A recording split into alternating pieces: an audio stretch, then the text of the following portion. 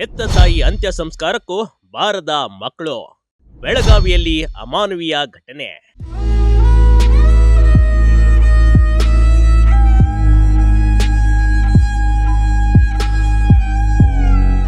ಇವರನ್ನ ಹುಟ್ಸೋಕೆ ಸಾಕೋಕೆ ತಂದೆ ತಾಯಿಗಳು ಬೇಕು ಕಣ್ರಿ. ಆದ್ರೆ ಕೊನೆಗಾಲದಲ್ಲಿ ಅಪ್ಪ ಅಮ್ಮ ಬೇಡ ಅಂದ್ರೆ ಹೇಗೆ? ಇಂಥ ಪಾಪಿಗಳು ಈ ಪ್ರಪಂಚದಲ್ಲಿ ಇರ್ತಾರೆ ಅನ್ನೋದಕ್ಕೆ ಈ ಘಟನೆಯೇ ಸಾಕ್ಷಿ ಕಣ್ರಿ. ಅಂದಹಾಗೆ ಅದರಲ್ಲೂ ಗಂಡು ಮಕ್ಕಳು ಬೇಕು ಅನ್ನೋರು ನೋಡ್ಲೇಬೇಕಾದ ಸ್ಟೋರಿ ಇದು.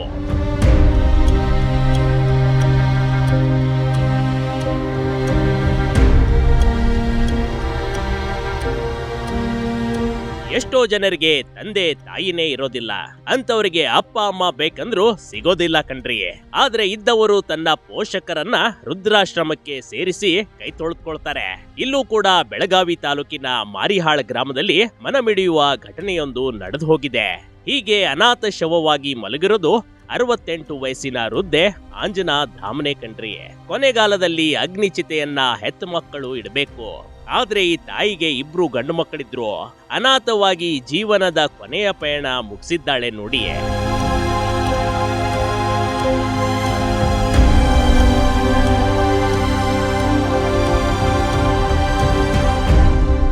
ವಯಸ್ಸಾದ ತಾಯಿಗೆ ವೃದ್ಧಾಶ್ರಮ ಸೇರಿಸಿದ ಮಕ್ಕಳು. ಅನಾರೋಗ್ಯದಿಂದ ವೃದ್ಧಾಶ್ರಮದಲ್ಲೇ ಕೊನೆಯುಸಿರೆಳೆದ ತಾಯಿ. ವಯಸ್ಸಾದ ಈ ತಾಯಿಗೆ 2 ಜನ ಗಂಡು ಮಕ್ಕಳು ಕಣ್ರಿ. ಕಳೆದ 3 ವರ್ಷಗಳ ಹಿಂದೆ ಈಕೆಯನ್ನ 2 ಗಂಡು ಮಕ್ಕಳು ಸೇರಿ ಅನಾಥಾಶ್ರಮಕ್ಕೆ ಸೇರಿಸಿ ಕೈ ತೊಳೆದುಕೊಂಡ್ಬಿಟ್ಟಿದ್ರು. ಆದ್ರೆ ಈ ಅಂಜನಾ ಹೆಸರಿನ ತಾಯಿ ನನ್ನ ಮಗ ಬರ್ತಾನೆ, ನನಗೆ ಮನೆ ಕರ್ಕೊಂಡು ಹೋಗ್ತಾನೆ ಅಂತ ಈ ಹಿರಿಯ ಜೀವ ಕನಸು ಕಾಣ್ತಾ ಇತ್ತು ನೋಡಿ. ಆದ್ರೆ ಗಂಡು ಮಗ ಅಂತ ಅನಿಸ್ಕೊಂಡ 2 ಮಕ್ಕಳಲ್ಲಿ ಯಾರೊಬ್ರು ಬರ್ಲೇ ಇಲ್ಲ ನೋಡಿ. ಮಕ್ಕಳ ಕೊರಗಿನಲ್ಲೇ ವೃದ್ಧೆ ಅನಾಥಾಶ್ರಮದಲ್ಲೇ ಕೊರಗಿ ಕೊರಗಿ ಕೊನೆಯುಸಿರು ಚೆಲ್ಬಿಟ್ಟಿದ್ದಾಳೆ.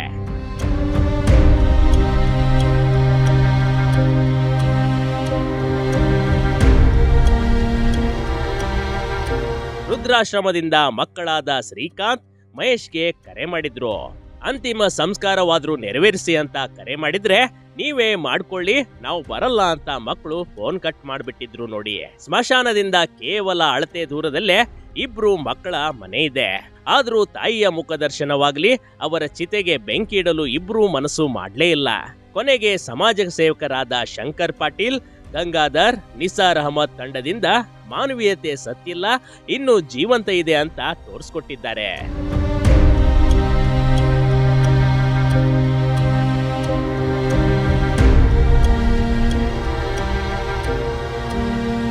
ಇನ್ನೊಂದೆಡೆ ಮಕ್ಕಳು ತಾಯಿಗೆ ಬಗೆದ ದ್ರೋಹಕ್ಕೆ ಜನರು ಮಕ್ಕಳ ವಿರುದ್ಧ ಆಕ್ರೋಶ ವ್ಯಕ್ತಪಡಿಸುತ್ತಿದ್ದಾರೆ. 2ರನ್ನ ಕೂಡ್ಲೇ ಬಂಧಿಸಬೇಕು, ಇಲ್ದಿದ್ರೆ ಸಾರ್ವಜನಿಕರ ಕೈಗೆ 2ರನ್ನ ಕೊಟ್ಟುಬಿಡಿ. ಪಾಪಿ ಮಕ್ಕಳ ಬಗ್ಗೆ ಜನರು ಚೀಮಾರಿ ಹಾಕ್ತಿದ್ದಾರೆ. ಅದೇ ಹೇಳೋದು, 9 ತಿಂಗಳು ಆಕೆಯಿಂದ ಮಕ್ಕಳನ್ನ ಹೊಟ್ಟೆಯಲ್ಲಿ ಸಾಕೋಕ್ಕಿಂತ ಅಲ್ಲೇ ಸಾಯಿಸಿದ್ರೆ ಚೆನ್ನಾಗಿರ್ತಿತ್ತು ಅಂತ ಜನರು ಆಡಿಕೊಳ್ಳುವಂತಾಗಿದೆ ಕಣ್ರಿ. Big TV Karnataka, Belagavi.